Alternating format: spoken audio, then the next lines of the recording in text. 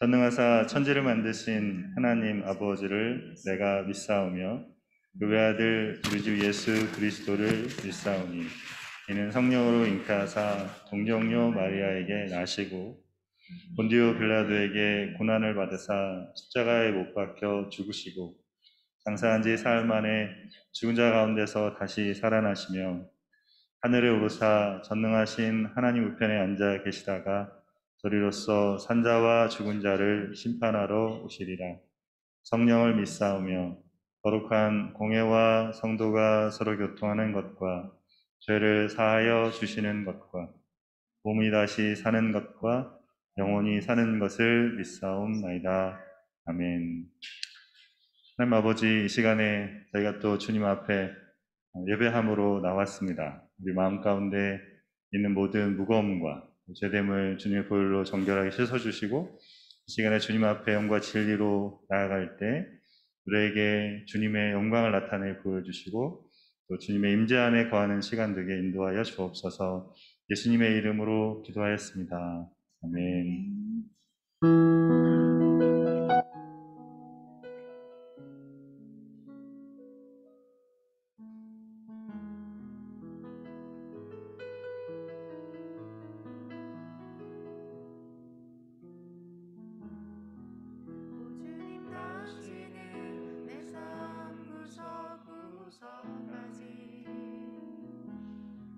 감찰하시며 나를 응원하시는 분, 내 길을 밝혀서 영원한 생명의 길로 인도하시며 나를 격려하시는 분, 크고 작은 갈등을 겪곤 하지만 결국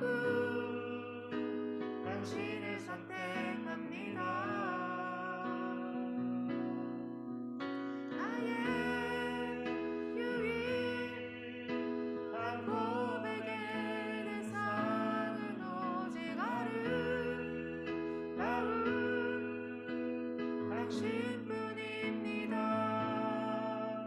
나의 유일한 고백의 대상은 오직 아름다운 당신뿐입니다. 나의 예배를 받으소서. 홀로 영광을 받으소서. 주여, 나의 주여. 오주님 당신은 내 삶 구석구석까지 감찰하시며 나를 응원하시는 분, 내 길을 밝혀서 영원한 생명의 길로 인도하시며 나를 격려하시는 분, 그리고 작은 갈등을 겪곤 하지만 결국 당신이 선택합니다. 나의 유일한 고백의 대상은 오직 아름다운 당신뿐입니다. 나의 유일한 고백의 대상은 오직 아름다운 당신뿐입니다. 나의 예배를 받으소서. 홀로 영광을 받으소서. 주여, 나의 주여. 나의 예배를 받으소서. 홀로 영광을 받으소서.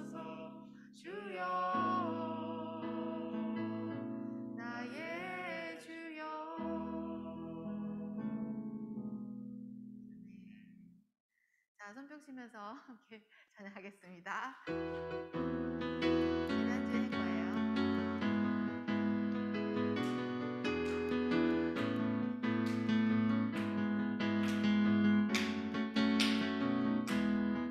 찬양 찬양 뛰어난 그 이름 영원히 다스리는 주님 찬양해 예수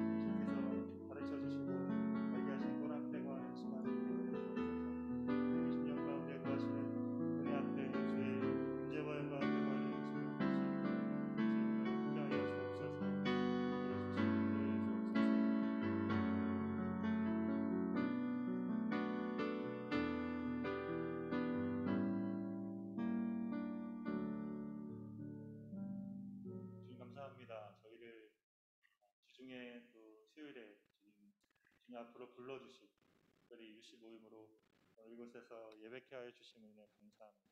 주님, 우리가 도무지 알 수 없었던 그 자리, 주를 아는 자로 우리를 불러주시고 그 사랑 안에 이끌어 주심을 인해 감사합니다.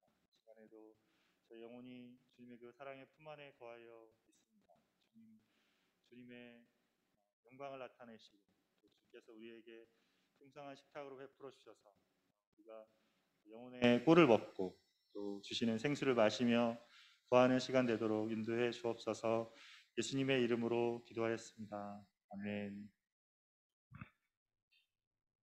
하나님 말씀은 누가복음 14장 1절에서 14절까지 말씀입니다. 말씀 우리 같이 한 목소리로 읽겠습니다.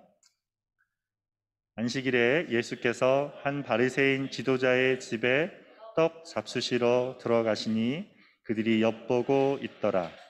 주의 앞에 수종병 든 한 사람이 있는지라. 예수께서 대답하여 율법 교사들과 바리새인들에게 이르시되 안식일에 병 고쳐주는 것이 합당하냐 아니하냐. 그들이 잠잠하거늘 예수께서 그 사람을 데려가다 고쳐 보내시고 또 그들에게 이르시되 너희 중에 누가 그 아들이나 소가 우물에 빠졌으면 안식일이라도 곧 끌어내지 않겠느냐 하시니 그들이 이에 대하여 대답하지 못하니라. 청함을 받은 사람들이 높은 자리 택함을 보시고 그들에게 비유로 말씀하여 이르시되 내가 누구에게나 혼인잔치에 청함을 받았을 때에 높은 자리에 앉지 말라. 그렇지 않으면 너보다 더 높은 사람이 청함을 받은 경우에 너와 그를 청한 자가 와서 너더러 이 사람에게 자리를 내주라 하리니 그때 내가 부끄러워 끝자리로 가게 되리라. 청함을 받았을 때 차라리 가서 끝자리에 앉으라. 그러면 너를 청한 자가 와서 너더러 거치어 올라 앉으라 하리니 그때 함께 앉은 모든 사람 앞에서 영광이 있으리라. 무릇 자기를 높이는 자는 낮아지고 자기를 낮추는 자는 높아지리라. 또 자기를 청한 자에게 이르시되 내가 점심이나 저녁이나 베풀거든 벗이나 형제나 친척이나 부한 이웃을 청하지 말라. 두렵건대 그 사람들이 너를 도로 청하여 내게 가품이 될까 하노라. 잔치를 베풀거든 차라리 가난한 자들과 몸 불편한 자들과 저는 자들과 맹인들을 청하라. 그리하면 그들이 갚을 것이 없으므로 내게 복이 되리니 이는 의인들의 부활 시에 내가 갚음을 받겠음이라 하시더라. 아멘.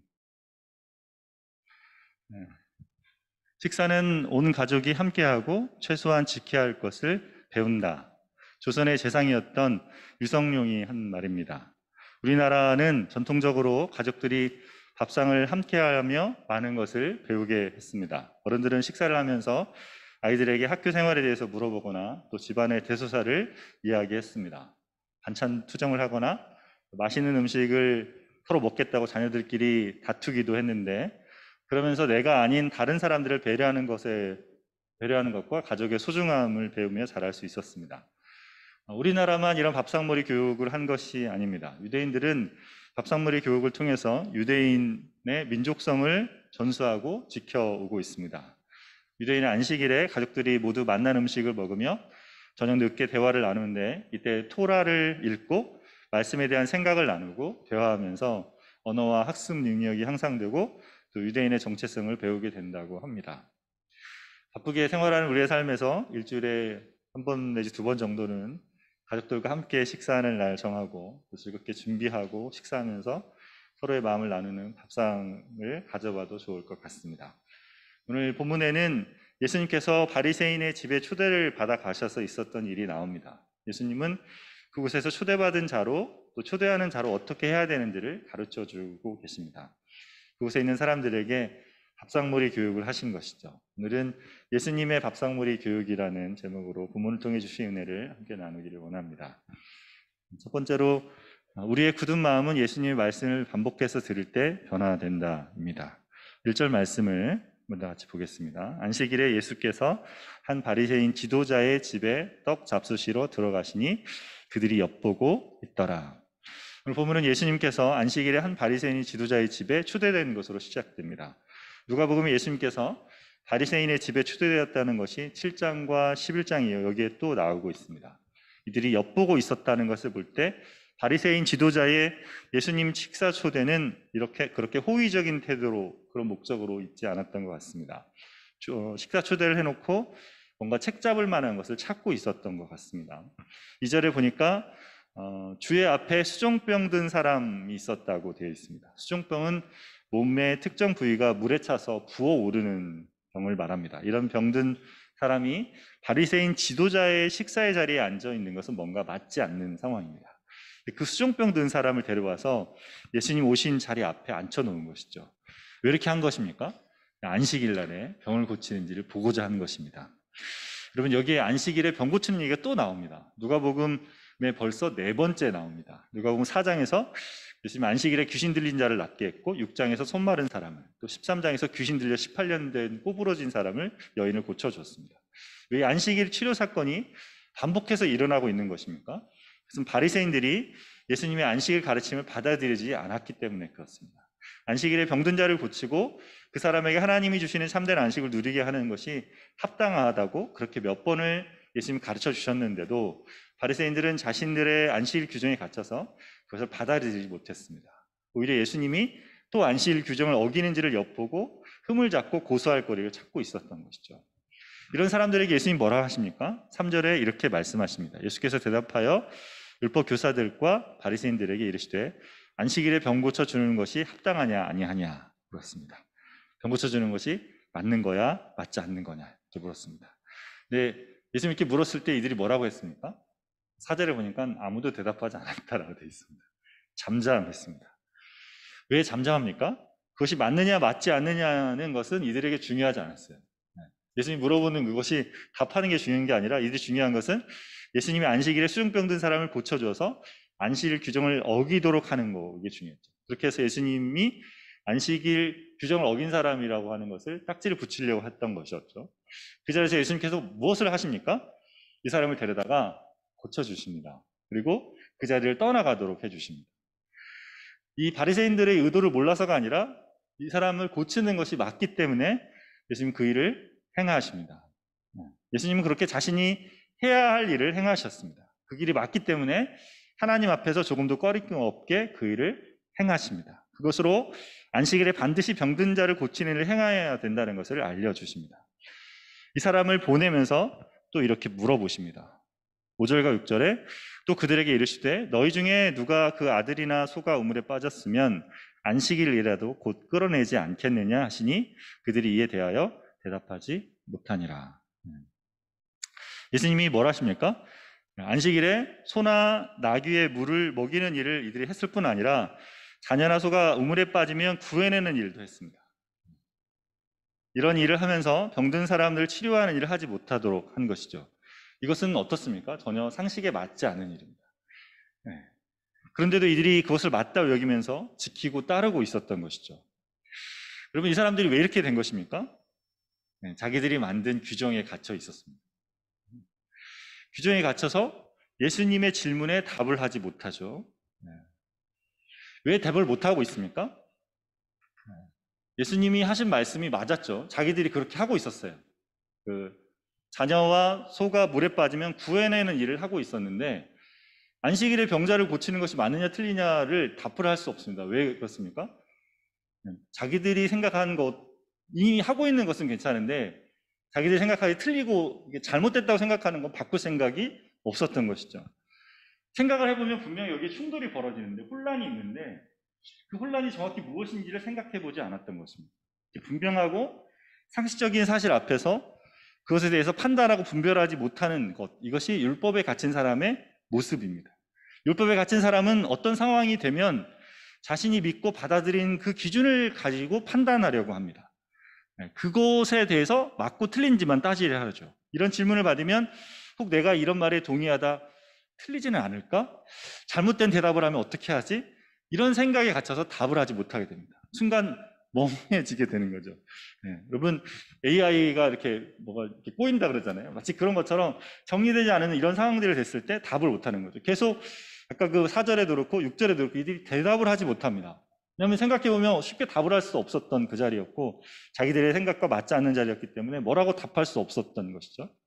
근데 여러분, 왜 누가복음의 저자가 이런 바리새인의 모습을 계속해서 보여주고 있는 걸까요? 바리새인의 율법에 굳어진 모습과 예수님께서 잘못된 안식일 규정을 어떻게 정면으로 부딪히면서 새롭게 하고 계신지를 지금 계속해서 보여주고 있는 거죠. 이렇게 반복해서 안식일에 병을 고치는 것이 예수님께서 복음만에서 하고 계시는 일입니다. 안식일에 병 고치는 기사가 반복되는 것이 우리에게는 어떤 의미가 있을까요? 여러분, 성경에는 반복되는 구절들이 자주 나옵니다. 한 본문에 단어나 구절이나 표현들이 반복해서 나오면 그것이 중요하다는 의미를 가집니다. 이름을 2번 불러도 중요한 의미를 갖죠. 이렇게 반복해서 들려주는 것이 예수님께서 지금 하고 계신 일이 그만큼 중요하다는 거죠. 말했듯이 4번이나 반복하고 있지 않습니까? 예수님이 그만큼 중요하게 다루고 계신다는 겁니다. 이런 바리새인의 모습이 예수님을 믿는 우리 안에도 쉽게 들어올 수 있기 때문에 그렇습니다. 우리가 지키고자 정한 것으로 우리 자신과 관계하는 사람들을 묶을 때 우리도 이런 규정에 갇힌 사람이 될 수 있다는 것이죠. 이렇게 우리 안에 굳은 마음들은 예수님의 말씀을 반복해서 들을 때 변화가 됩니다. 예수님 바리새인들이 예수님 말씀을 들을 준비가 되지 않은 이 길가밭, 볼짝밭, 가시덤불밭과 같은 상태에 있었죠. 이들은 그런 상태에 있었습니다. 그럼에도 불구하고 예수님 계속해서 이들에게 말씀을 뿌리고 계셨습니다. 그들의 마음이 말씀으로 변화받도록 계속해서 반복하시면서 심지어 그들이 의도적으로 만든 상황 속에서도 그것이 잘못된 것을 알게 하고 계십니다. 그렇게 예수님은 이들에게 하나님 말씀을 뿌리며 새로운 생명을 일으키고 계셨습니다. 죽은 영혼에게 들려지도록 하는 말씀의 새로운 역사를 일으키고 계셨습니다. 복음은 죽은 영혼을 살려낼 뿐 아니라 늘 새로운 방식으로 우리 시대 안에 자리합니다. 창조의 영이신 성령님께서는 새로운 방식으로 우리 문화 안에서 참된 진리를 계속해서 알려주십니다. 진리는 변하지 않지만 변하는 세상 안에서 그것이 진리됨을 계속해서 알게 하십니다. 주님이 주시는 복음의 은혜가 우리의 굳어진 생각, 굳어진 관점, 이해를 변화시킵니다. 예수님 안에 있으면서도 우리가 가진 기준으로 우리가 알고 믿는 것들이 우리의 생각과 마음을 굳게 할 때가 있습니다. 우리는 예수님 복음 안에서 우리가 그러하다는 것을 깨달을 필요가 있습니다. 뉴욕의 리디머 교회를 섬기시는 선기사 최근 은퇴하신 팀 켈러 목사님은 이런 말씀했습니다. 복음에서 종교로 옮겨가는 것이 종교에서 복음으로 움직이는 것보다 훨씬 쉽다. 다시요. 복음에서 종교로 옮겨가는 것이 종교에서 복음으로 옮겨지는 것보다 훨씬 쉽다는 거죠. 우리가 예수님을 처음 믿을 때 복음을 믿었는데 복음을 믿고 나서 우리가 생활을 하면서 쉽게 율법으로 옮겨간단 말이에요. 그래서 그 복음에서 율법으로 종교로 옮겨가는 것이 종교에서 복음으로 옮겨가는 것보다 훨씬 쉽다라는 거죠. 우리가 믿음 안에서 놓친다는 거죠. 바리새인들이 왜 이렇습니까? 사실은 말씀을 잘 지키겠다고 한 거예요. 그래서 잘 지키겠다고 하는 것이 뭐가 됐습니까? 종교, 율법이 된 거죠. 율법주의가 됐습니다. 그래서 예수님과 예수님 주신 복음과 예수님이 가르치시는 것과 늘 부딪히게 되는 거죠. 복음을 믿고 알고 믿은 후에 우리도 쉽게 종교 생활을 하려고 합니다. 내가 이해한 하나님 말씀, 또 교리, 그것에 우리를 가두어 두고 그것에 맞는지 맞지 않는지를 생각하면서 그것을 우리 자신을 판단하고 또 다른 사람을 판단하며 살아가려고 합니다. 복음은 우리 주님께서 우리를 위해 행하신 일에 대한 소식입니다. 그 일에 우리가 기여할 수 있는 것이 아무것도 없었습니다. 이 복음이 우리에게 주어져 있고 그 복음을 믿는 사람은 복음 안에 살아가야 합니다. 복음은 이렇게 우리가 들어가야 될 문으로만 있지 않고 복음 안에 들어온 사람들에게 복음 안에 살게끔 하고 계십니다. 주님께서 우리에게 그런 복음을 주셨습니다. 복음 안에서 주님 계속해서 우리에게 말씀해 주시고 계속해서 복음이 무엇인지 우리에게 새롭게 깨닫게 하시며 복음에 대한 이해를 넓혀 주십니다. 복음의 은혜 안에서 우리의 모습이 변화되기까지 주님은 계속해서 반복하시며 말씀하시는 것을 멈추지 않으십니다. 우리 마음이 얼마나 굳어있든지 상관하지 않으시고 우리 심령에 주님의 말씀을 깨달을 수 있도록 복음의 말씀을 계속해서 들려주십니다. 이 시대가 어떻게 변하든지 그 안에서 참된 진리의 말씀으로 우리를 새롭게 해주십니다. 빠르게 달려가는 이 시대 안에서 살아있는 진리를 계속 알게 하십니다. 그렇게 주님께서 계속해서 새롭게 깨닫게 하시는 복음의 은혜 안에서 날마다 새로움을 덧입는 저 여러분 되시기를 바랍니다. 두 번째, 예수님 안에서 존귀한 우리는 자신을 높이는 것보다 다른 사람을 섬기며 살아갑니다. 7절 말씀 같이 보겠습니다. 청함을 받은 사람들이 높은 자리 택함을 보시고 그들에게 비유로 말씀하여 이르시되, 예수님의 그 자리에서 예수님 가르치신 것이 계속됐는데, 그렇게 말씀하고 계신데 식사 초대를 받은 사람들이 와서 자리를 잡는 것이 보였습니다. 당시 유대 사회의 식사는 U자형 테이블로 배치가 됐다고 합니다. U자형으로. U자의 중앙이 가장 상석이었고, 또 상석에서 멀어질수록 신분도 지위도 낮았다고 합니다. 그리고 이 사람이 바리새인 지도자였기 때문에 아마 그 식사에는 당시 유력한 사람들이 참석했을 것입니다. 우리로 하여금 뭐 시의원이나 또 종교계나 교육계나 경제계 유력한 인사가 참석했을 것입니다. 그렇게 사람들이 들어와서 자리를 차지하고 있었는데, 이렇게 사람들이 자리하고 있는 그 자리에 예수님 보시기에 어땠습니까? 청함받은 사람들이 높은 자리를 택하는 것을 보셨습니다. 사람들이 와가지고 뭐 했냐면 한결같이 내가 어디에 앉아야 인정받을 수 있을까? 높아질 수 있을까? 내 자리는 저 정도 되겠지 생각하면서 앉았다는 것이죠. 당시 유대 사회도 저희 동양권처럼 체면을 중시하는 문화였습니다. 다른 사람이 나를 어떻게 알아주냐로 나의 나됨을 인정받고 싶어하는 문화였습니다. 예수님은 그런 이들의 모습이 잘못되었다는 것을 비유로 설명해 주고 계십니다. 8절 9절에 내가 누구에게나 혼인잔치에 청함을 받았을 때 높은 자리에 앉지 말라. 그렇지 않으면 너보다 더 높은 사람이 청함을 받은 경우에 너와 그를 청한 자가 와서 너더러 이 사람에게 자리를 내주라 하리니 그때 내가 부끄러워 끝자리로 가게 되리라 했습니다. 예수님은 혼인잔치에 초대받았을 때 높은 자리에 앉지 말라고 하십니다. 왜 그러냐면 예수님 당시에는 보통 높은 사람일수록 잔치에 나중에 참여했다고 합니다. 중요한 사람이 왔는데 그 사람이 앉을 자리가 없으면 어떻게 됩니까? 그 사람이 앉을 자리를 만들어야 되죠. 그러려면 어떻게 됩니까? 누군가 일어나야 됩니다. 그 초대한 사람, 호스트가 보기에 덜 중요한 사람이 일어나야 되죠.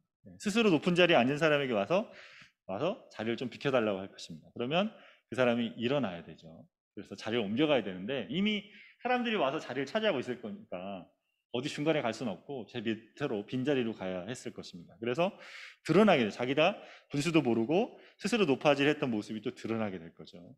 그러면서 자리를 옮겨가면서 부끄러움을 당할 것이었습니다. 10절 11절에 청함을 받았을 때 차라리 가서 끝자리에 앉으라. 그러면 너를 청한 자가 와서 너더러 버치어 올라 앉으라 하리니 그때 함께 있는 모든 사람 앞에서 영광이 있으리라. 그리고 자기를 높이는 자는 낮아지고 자기를 낮추는 자는 높아지리라 하셨습니다. 예수님 초대받았을 때 높은 자리가 아닌 낮은 자리, 또 맨 끝에 앉으라고 하십니다. 그러면 초대한 사람이 와서 자신이 생각하는 중요도에 맞게 네가 앉을 자리를 정해줄 것이다 말합니다. 버치어 올라 앉으라 이런 말을 듣고 높은 곳으로 올라갈 때 그곳에 있는 사람들 앞에서 영광이 있게 된다고 했습니다. 앉은 자리 때문에 부끄러움을 당하지 않고 영광을 받게 되는 것이죠. 그러면서 예수님께서 자신을 높아지는 자는 낮아지고 낮추는 자는 높아질 거라 하셨습니다. 우리가 살고 있는 이 시대는 다른 사람에게 인정받는 사람이 되기 위해서 애쓰고 살아갑니다. 실력이 있으면 사람들이 알아주죠. 야구나 축구나 실력이 좋으면 프로야구나 해외 명문 구단으로 입단할 수 있습니다. 공부도 잘하면 장학금 주면서 학교에서 데려갑니다. 음악이 재능이 있거나 또 컴퓨터 프로그래밍에 재능이 있으면 여기저기서 스카우트 제의가 들어옵니다. 이것은 실력이 뛰어난 몇 사람에게 주어지는 혜택이죠. 그래서 우리도 이런 실력자가 되기 위해서 부단히 노력합니다. 그렇게 노력하며 실력을 쌓으면서 갖고 싶은 마음이 바로 높아지고자 하는 마음입니다. 다른 사람보다 더 인정받고 더 존경받는 사람이 되고 싶은 마음에서 그렇게 해서 달려가기가 쉽습니다. 이게 우리 안에 있는 마음인데, 근데 그렇게 스스로 높아지려 해서 높아지지 않는다라고 말씀합니다. 높아지는 것이 아니라 오히려 부끄러움을 당할 수 있다고 하십니다.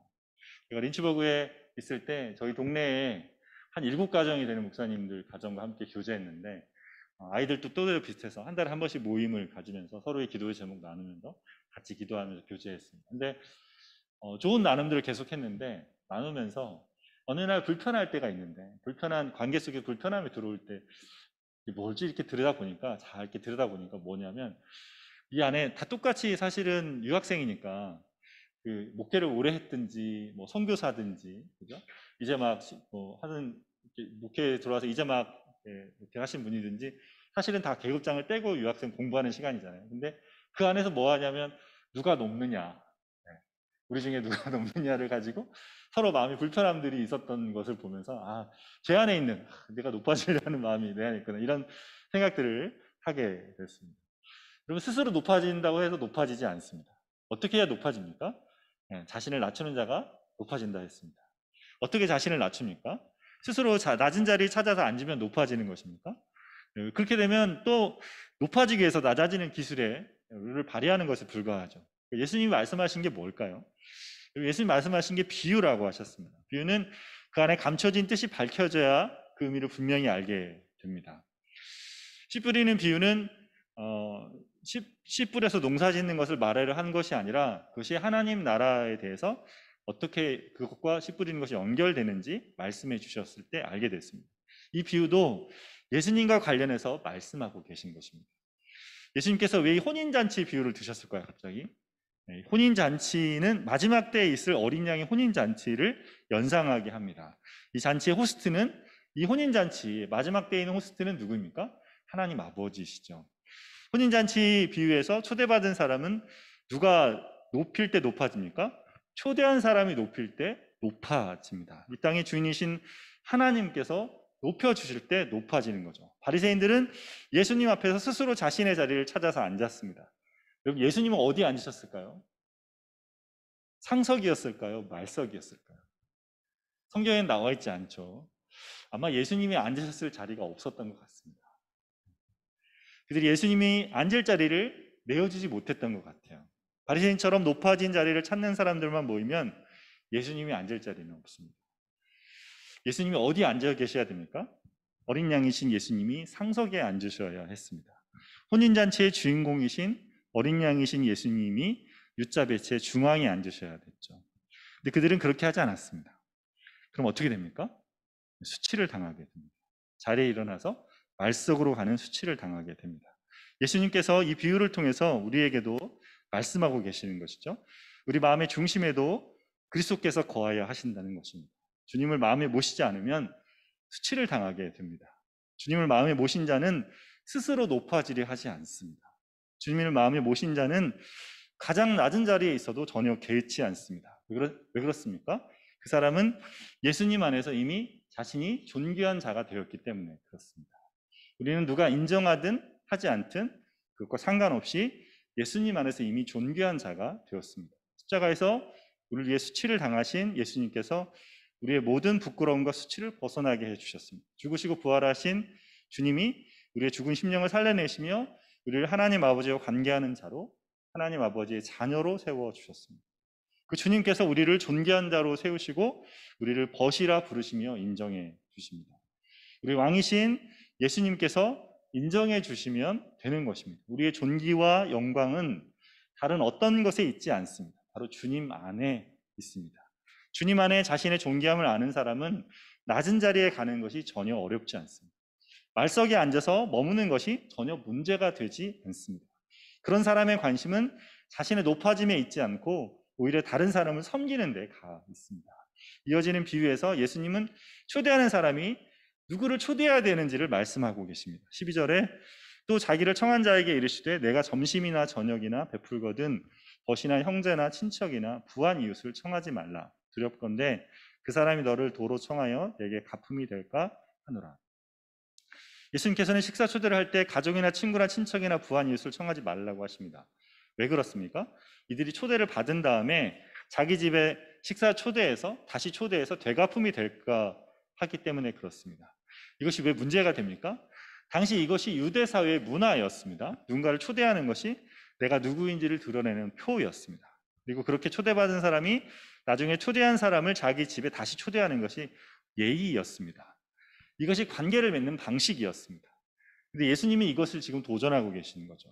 12절에 보니까 오히려 가난한 자들, 몸이 불편한 자들, 저는 자들, 맹인들을 청하라고 하십니다. 이들처럼 다시 초대로 갚을 수 없는 사람들을 초대하라고 하십니다. 왜 그렇습니까? 이들이 갚을 것이 없으니까 그것이 너에게 복이 될 것이고 의인들의 부활 시에 내게 갚음을 받겠다라고 하셨습니다. 여러분, 이 말씀 속에서 예수님이 뭘 바라보게 하십니까? 이 땅의 삶에, 우리가 살고 있는 이 땅의 삶을 종말에 임하는 예수님의 재림과 하나님 나라를 바라보게 하셨습니다. 이 땅의 삶에 눈을 두는 것이 아니라 주님과의 관계 속에 만나게 될 그 나라의 의인의 부활의 때를 바라보게 하십니다. 의인의 부활의 때라고 하셨는데 여기 의인은 누구를 가리킵니까? 가난하고 몸이 불편하고 절며 맹인으로 살면서도 예수님을 마음의 중심에 모시고 산 사람들을 가리킵니다. 예수님이 아니면 스스로 존귀하다고 여길 수 없는 자들을 가리킵니다. 이 비유를 통해서 주님은 우리 눈이 어디를 향하도록 하고 계십니까?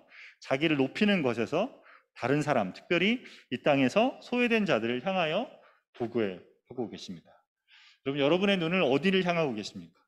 여러분은 여러분 자신에게 관심을 가지고 계십니까? 아니면 이 땅에 소외된 자들을 돌보고 그것을 그분들을 초대하는 것에 관심이 있습니다. 살아가는 자리 우리는 늘 우리가 높아지는 것에 관심이 있지만 예수님은 그런 자리에서도 가난하고 병든 사람에게 관심을 가지셨습니다. 그래서 바리새인 관리의 잘못된 이 초대에도 그것을 의미 있는 초대로 바꾸어 주셨습니다. 바리새인 관리는 그날 수종병 걸린 사람을 예수님을 정죄할 목적으로 이용하기 위해서 초대했습니다. 그런데 예수님은 그런 자리도 바꾸어 주십니다. 수종병 걸린 사람을 치료하셔서 바리새인 지도자의 초대가 예수님 말씀하신 대로 병든 자, 가난한 자, 소외된 자를 치료해주는 식사 초대가 되게 하셨습니다. 바리새인의 높아진 마음, 굳어진 마음의 초대가 좋은 마음, 갚을 수 없는 은혜를 입는 초대가 되도록 바꾸어 주셨습니다. 살아가는 자리 여러분도 누가 높으냐는 싸움을 하고 계십니까? 그 자리에서 여러분 복음으로 새롭게 여러분을 바라보시기를 바랍니다. 주님 안에 있는 우리 자신이 누구인지를 바라보시기를 바랍니다. 그리고 우리의 관심을 소외된 이웃에게 돌리시기를 바랍니다. 갚을 수 없는 자들, 또 소외되고 가난해서 병든 자들을 어린 양의 혼인잔치에 초대하는 일에 마음 쓰시기를 바랍니다. 우리 시간에 같이 마음을 가지고 기도하며 나가면 좋겠습니다.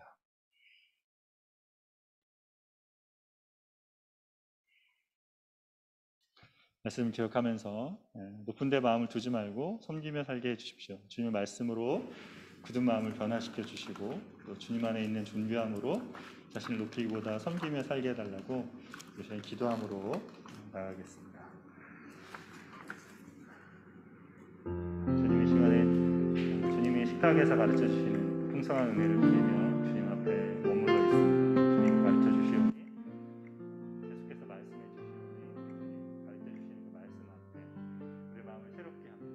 이미 나의 마음 가운데 내가 율법으로 살고 있는 삶의 자리에 있다면 주님 계속해서 알게 하시고 굳어진 나의 마음을 새롭게 해주셔서 어느 때든지 주님의 복음이 주시는 그 은혜 앞에서 내 마음에 굳어진 것들이 새롭게 되고 주님 내 마음의 생각이 주의 생각으로 또 내 바라보는 관점이 주님의 관점으로 변화되어지며 그 앞에 머물러 있기를 소원합니다.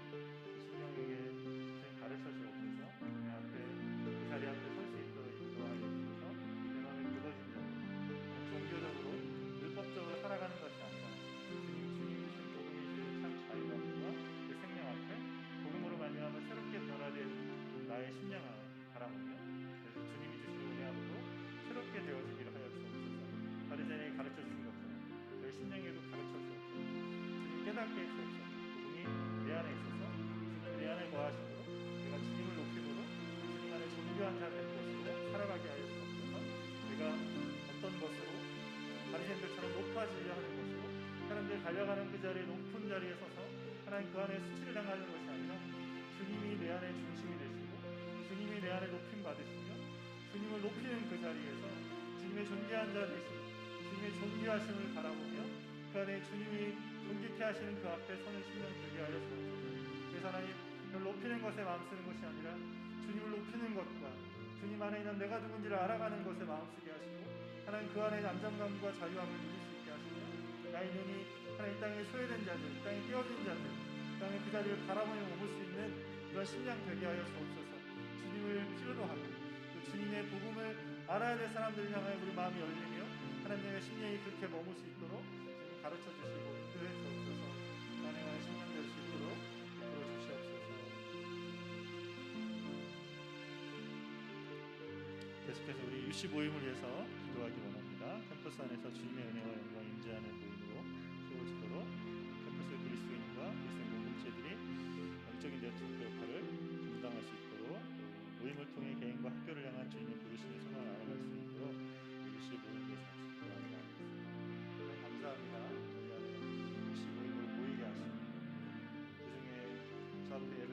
자리 그리스도 안에서 주님 예배의 초소를 시간을 갖게 해주셔서 감사합니다. 예배할 초소 안에 주님이 영광을 나타내게 주옵소서. 그의 성소 안에 주님이 임재하시며 주님 그의 백성과 함께 하신 것처럼 주님의 예배의 처소 안에 주께서 임재하시고 주 영광을 나타내 보여 주옵소서. 그래서 주님 주신 은혜 앞에 거하는 저희를 되게 해 주옵소서. 보이는 모든 사람들 마음을 일으켜주시고 또 이 안에 거하는 이 자리에 한 명도 그냥 머물지 않게 하시고 주님의 은혜 앞에 머물며 주님 은혜 앞에 엎드리게 하시며 주님의 영광의 임재 앞에 거할 때 우리의 심령 안에 은혜로 베푸시는 주님의 새로운 은혜 좀 새롭게 도하시는 은혜 앞에 거하게 해 주옵소서. 임재하심 안에 영혼이 쉬게 하시고 마음의 가격함과 하나님 마음의 무거움과 하나님 사막처럼 걸어가는 그 삶의 자리에서 하나님의 영광 앞에 거하며 생명의 물 가운데 거하며 주시는 그 풍성한 식탁 안에 거하여서 영혼이 배불리 먹어가며 주님의 영광 앞에 거하는 시간 될 수 있도록 하나님 이 모임이 함께하여 주옵소서. 모임 안에 부으시는 주의 은혜 넘치게 하여 주옵소서. 하나님 모임을 통해서 밀스의 영적인 네트워크의 일을 감당하기 원합니다.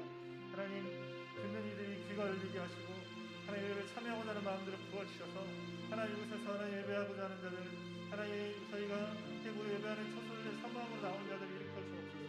주님 일하여 주시고 주님의 일하심을 보게 하여 주옵소서. 주님 친히 함께 하시며 하나님의 사람을 불러주셔서 이 안에서 영적인 교제와 나눔이 일어나게 하셔서 하나님 중앙의 성소처럼 하나님 성소를 기점으로 밀산의 하나님 영적인 모든 일들이 연결되게 하여 주옵소서. 하나님 서로가 연결되고 하나님 온된 교회가 서로 연락하고 상업해서 함께 자라가듯이 주님 이렇게 밀산에서 만나지 않는 사람들의 모임들이 세워지게 하시고 그래서 이 안에 하나님의 기업과 또 하나님이 세우고자 하는 일들이 나타날 수 있도록 주님 역사해 주옵소서. 이 모임을 사용하여 주시고 이 모임을 통해서 각 사람이 자기를 불러주신 부르심이 무엇인지 알게 하시고 또 학교를 부르신 학교 안으로 불러주신 그 부르심이 무엇인지 알게 하셔서 하나님의 기업으로 하나님의 일들의 부르심을 따라 많은 사람들에게 빅함으로 펼쳐져가는 그런 학교의 모습이 될 수 있도록 하나님 가르쳐 주시고 인도해 주옵소서. 그 가운데 친히 주님이 함께 하시고 주님 그렇게 세워져가는 모임 될 수 있도록 인도해 주옵소서.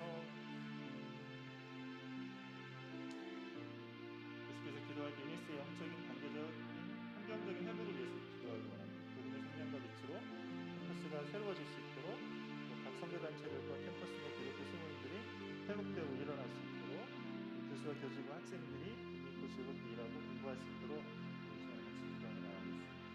하나님 유니스를 생각하고 학교를 축복하며 기도합니다. 학교 안에 하나님 주시는 복음의 은혜, 생명의 은혜, 참된 빛의 은혜, 영광으로 가득한 은혜를 이 학교에게 비춰주옵소서. 주의 놀라운 손으로 비춰주옵소서. 모든 나라, 모든 백성이 주의 주되심을 알도록 주님 그 일들을 행하여 주셔서 하나님 우리 많은 물이 바다 가운데 물 가운데 가득하게 나타나는 것처럼 하나님의 영광이 이 땅 안에 가득하게 나타나게 해 주옵소서. 하나님 이사야가 보좌 가운데 계신 하나님의 영광을 볼 때 천사들이 하나님의 거룩하다 만군의 여호와여 주의 영광이 온 땅에 충만하다 말했던 것처럼 하나님 그리스도 안에도 주의 영광이 온 땅에 충만하게 하여 주옵소서. 성광에 나타나시는 주님의 그 충만한 빛 가운데 거하는 이 땅 되게 하여 주시고 주님 복음으로 말미암아 변화되어져서 하나님 땅의 그리스도인들이 주님 안에 새로워지게 해 주옵소서. 새로움을 덧입게 하시고 학교 안에서 주시는 은혜와 깨달음 가운데 거할 수 있도록 성령이 역사하시며 하나님 안에 하나님 기독교 소그룹과 기독교 선교단체와 하나님 이런 모임들이 일어날 수 있게 해 주옵소서. 새롭게 생명을 덧입게 하시고 새롭게 일으키시는 주의 은혜 안에 거하게 하셔서 하나님 영적으로 회복되어지고 하나님 영적으로 성장하며 나아가는 그리스도가 되게 하여 주옵소서. 그래서 학교 안에 하나님 어둠의 영이 있습니까? 주님 어둠의 영을 주님 거두어 주옵소서. 그리스도 안에 무겁게 하나님 사람들의 마음을 붙들고 있는 하나님 감정적으로 정서적으로 관계적으로 묶고 있는 모든 묶임들이 있으니까 주님 이것들을 풀어주시옵소서. 주님께서 주의 능력으로 풀어주시고 사람들의 마음을 하나님 굳게 닫히게 하고 있는 닫힌 벽들을 허물어 주셔서 하나님 서로가 연결되게 하여 주옵소서. 관계적으로 하나님 살만한 땅 되게 하시고 즐거움으로 일할 수 있는 땅 되게 하시고 하나님 서로가 새로운 생각과 창의력들이 만나져가며 표현되어가며 그래서 격려하며 함께 이뤄갈 수 있는 하나님 공동체 되어져 가도록 학교에 역사하여 주시기를 원합니다. 하나님 그래서 교수님들과 또 교직 직원들과 학생들 안에 하나님 정말 살만한 땅으로 선자의 땅으로 살아갈 수 있도록 우리 마음에 하나님 굳어진 것들을 풀어주시옵소서.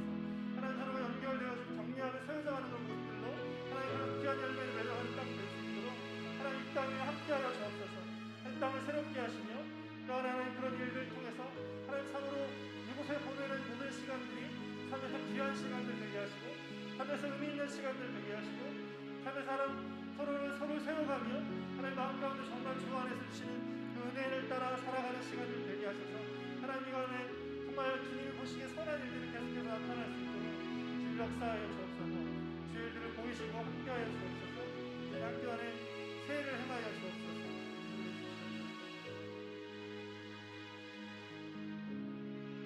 먼저 기도할 때 미스터 비전을 위해서 기도하도록 합니다.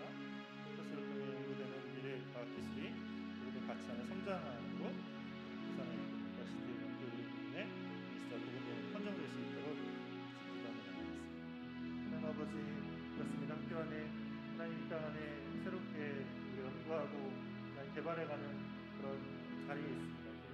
그 새로운 기술과 그 새로운 연구의 분야마다 하나님 개척되고 그 지경으로 나아갈 때마다 하나님 그 자리에 하나님이 주시는 복음의 가치들이 심겨지기 원합니다. 참으로 주님 주시는 생명의 원리들을 새롭게 하며 또 많은 사람들을 교육케 하며 하나님 온전하게 살아갈 수 있게 하는 그런 자리로 표현되게 하시고 하나님 그것이 하나님 기뻐하는 모습으로 참된 사람의 모습으로 나타날 수 있도록 하나님 이끌어주시기를 원합니다. 이 안에 악한 것들을 제한해 주시고 선한 것들이 쌓아져 갈 수 있도록 우리의 생각 가운데 우리의 욕심이나 탐욕이 아니라 하나님 주시는 참된 가치와 은혜들과 생명이 하나님 안에 심겨져 갈 수 있도록 역사해 주시고 하나님 이를 연구하는 하나님 사람들의 마음과 생각 가운데도 하나님 이런 생각으로 채워져 갈 수 있도록 돌봐주셔서 이를 통해 하나님 개발되어진 모든 그런 기술들이 하나님 참 오랫동안 많은 사람들에게 귀한 혜택으로 전달되어져 갈 수 있도록 역사해 주시기 원합니다. 부산의 고 델타시티의 통해 원격으로를 선정해가는 자리까지 예수와 구신대 복음병원 선정될 수 있도록 하나님 상황 가운데 함께 하시고 이 통해서 하나님 또 많은 이 기술을 통해서 많은 사람들에게 하나님 필요한 사람들에게 하나님 생명을 살리고 우리가 치유받는 자리 가운데 나아갈 수 있도록 하나님 이 안에 주의 지경을 넓히시고 주님 이걸 참여하고 준비되는 모든 과정 가운데서 하나님께 기쁨되고 하나님께 영광이 될 만한 일들로 지금 채워주시고 이끌어주시길 소원합니다. 이 일 가운데 선하게 역사하시고 인도하시며 이끌어주시길 소원합니다. 함께하는 분들 가운데 지혜 주시고 또 능력 주시고 힘 주셔서 그 일 가운데 하나님의 선한 일들을 이뤄갈 수 있도록 도와여 주옵소서. 함께해 주옵소서. 예수님의 이름으로 기도했습니다. 아멘. 이 시간에 준비한 힘을 드리겠습니다. 나누어가 주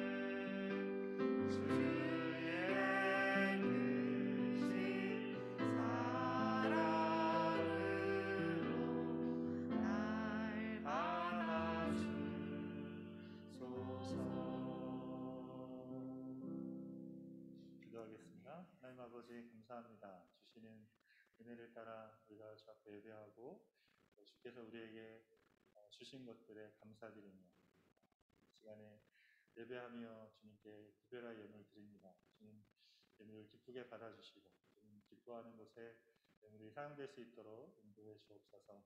삶의 자리 주께서 우리의 필요와 우리의 구체적으로 또 정서적으로 영적인 필요들을 아시는 주님께서 우리의 필요를 따라 채워주시고 또 그 안에 주님 주신 것들, 주신 재능과 시간과 또 열정과 또 생명을 따라 또 소외된 사람과 필요한 사람들에게 나누며 전하는 삶 살아가는 저희들 되도록 인도하여 주옵소서. 모든 영광을 주께 올려드리오며 예수님의 이름으로 기도하였습니다. 아멘. 시간에 환영과 간구 시간입니다. 미니스트 유시에 참석하신 여러분을 주님의 이름으로 환영합니다. God bless you.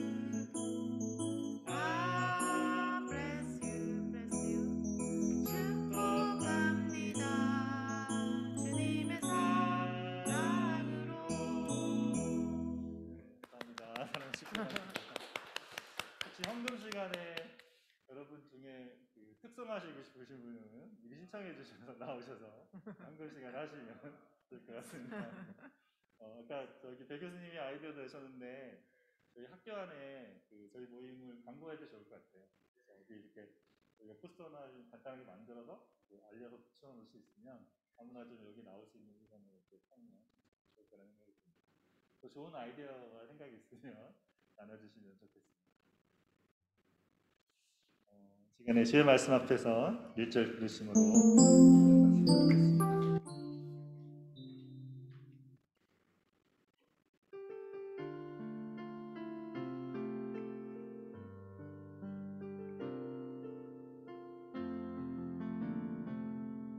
주의 말씀 앞에서 당신은 참된 예배에서 그토록 찾으시던 하나님의 기쁨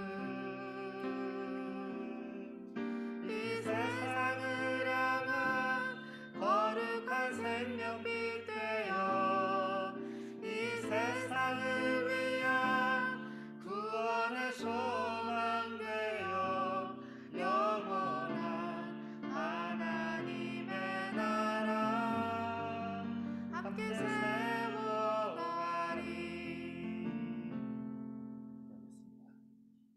이제는 십자가에서 죽으시고 부활하셔서 우리를 주 안에서 존귀한 자가 되게 하신 우리 주 예수 그리스도의 그 크신 은혜와 아들이라도 아끼지 아니하시고 우리를 위해 내어주심으로 우리에게 참된 안식 안에 살게 하신 하나님 아버지의 넓고 길고 높고 기쁘신 사랑하심과 들은 말씀을 깨닫게 하시며 우리의 내면을 변화시켜 주시는 성령 하나님의 충만케 하시며 교통하심의 역사가 오늘 예수님 안에서 존귀한 자가 되어 마음을 높은 데 두지 아니하고 섬기는 일에 마음을 쓰며 살아가기로 소원하고 다짐하는 여기 모인 주의 거룩한 자녀들과 유니스트와 울산과 온 땅의 그리스도인들 가운데 이제로부터 영원토록 함께 있을지어다.